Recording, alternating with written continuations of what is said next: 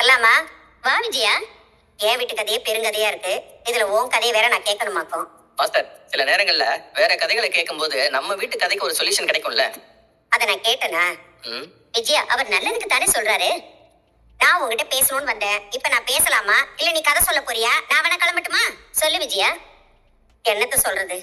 ராத்திரி பூரா எனக்கு தூக்கமே இல்ல. நைட்டு லேசா ஜுரம் வேற. ஏன் ஜில்லுன்னு ஏதாவது சாப்பிட்டியா? சோறு தண்ணியே எனக்கு இறங்க மாட்டேங்குது. அப்படி ஒரு இடி என் தலையில வந்து இறங்கி இருக்கு. என்ன சொல்ற? சிந்தாமணி சொல்லி என் வீட்டுக்கு ஒரு சாமியார் அம்மா வந்திருந்தாங்க. அந்த அம்மா சொன்ன விஷயத்தை கேட்டு என் உடம்பெல்லாம் ஆடி போயிடுச்சு. அப்படி என்ன சொன்னாங்க? அந்த மீனா என் வீட்லயே இருக்க கூடாதுன்னு சொல்றாங்க. இத சாமியார் சொன்னாங்களா இல்ல நீ சொல்றியா? இல்ல பார்வதி, அந்த அம்மா தான் சொன்னாங்க. அந்த பூ கட்டுறவ என் வீட்ல இருந்தானா நான் பூ போட்டோட இருக்க முடியாதான். என்ன இப்படி பேசுற? உண்மையாதான் சொல்றேன்.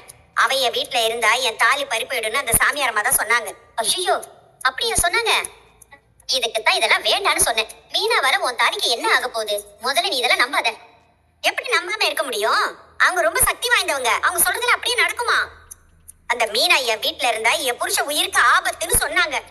விஜயா, நானும் சாமியை நம்புவேன், பூஜை எல்லாம் பண்ணுவேன். ஆனா ஒருத்தவங்க வீட்டுல இருக்கிறதால இன்னொருத்தவங்க உயிருக்கு ஆபத்துன்னு சொல்றத நான் நம்ப மாட்டேன். அதெல்லாம் மூட நம்பிக்கை. என் வீட்லயே எல்லாரும் அப்படிதான் பேசுறாங்க.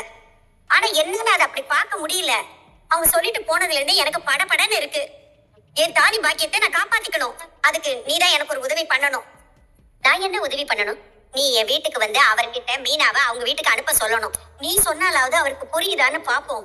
அவர் இதெல்லாம் மூட நம்பிக்கைன்னு சொல்றாரு. அண்ணன் மட்டும் இல்ல, நானும் அதைத்தான் சொல்றேன்.